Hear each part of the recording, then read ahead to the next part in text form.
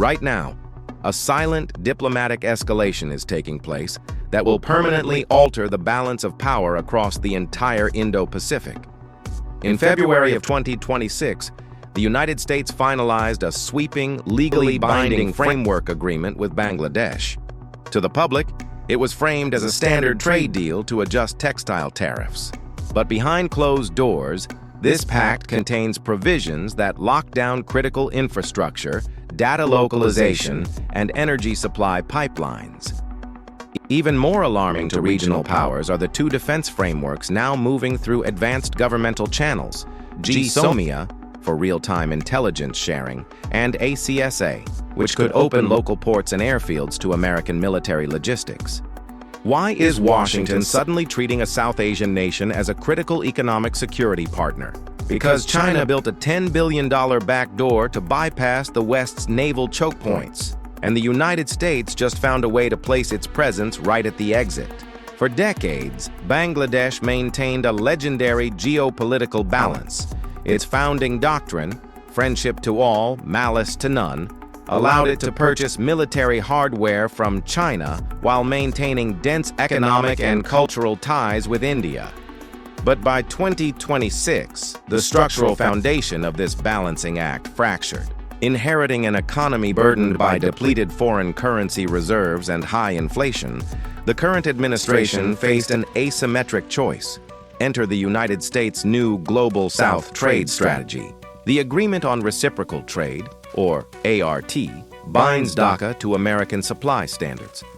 By accepting billions in U.S. agricultural inputs, tech platform frameworks, and a massive $15 billion energy supply plan over 15 years, the gray import channels previously dominated by Chinese and Indian intermediaries are being systematically pushed out. Furthermore, the agreement's digital chapters require data to move across trusted borders, essentially integrating the country's rising tech economy with Western digital infrastructure.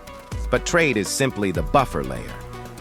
The true geostrategic leverage lies in the military agreements currently under intense deliberation. The first is GSOMIA, the General Security of Military Information Agreement. If finalized, this pact enables automated intelligence sharing between the U.S. and local defense networks. Its immediate tactical objective? To establish an electronic surveillance bubble directly over China's critical energy terminal in Kyaukphyu, Myanmar. China's land-based alternative to the Strait of Malacca would fall under constant Western observation. The second framework is ACSA, the Acquisition and Cross-Servicing Agreement. This is a logistical arrangement. It allows American naval vessels and aircraft to utilize local maritime facilities for refueling, repair, and resupply. Washington isn't asking for a permanent military base.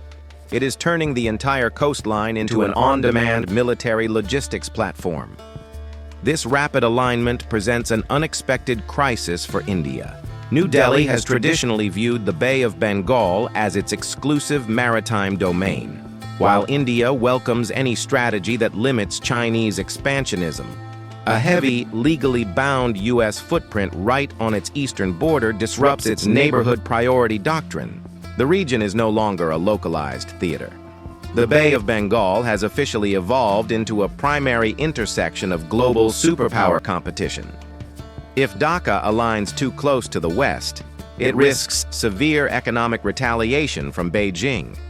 If it backtracks, it faces immediate economic vulnerability. As these defense negotiations approach their final signatures, the margin for error has dropped to zero. The balance has shifted, the pacts are written, and the chessboard is locked. How long can this strategic neutrality survive when the superpowers are already standardizing the battlefield? So, where does this leave us?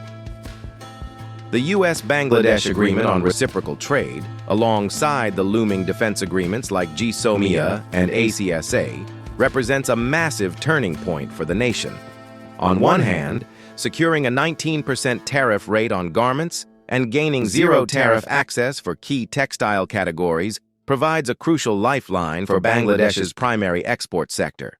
On the other hand, the sheer scope of the regulatory concessions, handing over data policy freedom, opening the doors to American tech giants, and integrating intelligence and maritime logistics networks means the country is trading a piece of its long-held strategic neutrality for economic stability. In a world increasingly polarized by the rivalry between Washington and Beijing, Bangladesh's traditional foreign policy mantra of friendship to all, malice toward none, is facing its ultimate trial. The benefits of high-end military equipment and trade preferences are clear, but the cost of becoming a strategic piece on the global chessboard might be a heavy price to pay. Ultimately, this isn't just an agreement about garment tariffs or airplane purchases. It's a definitive shift in South Asia's balance of power. As the rollout of these trade mechanisms begins, the real test will be whether Bangladesh can successfully ride this wave of Western alignment without completely derailing its relationships closer to home. But what do you think? Is this deal a necessary step to modernize Bangladesh's economy and defense forces? Or is the country compromising too much of its own sovereignty just to secure short-term political and economic backing? Let me know your thoughts in the comments below. Don't forget to hit that like button and subscribe for more deep dives into global economics and geopolitics. See you in the next video.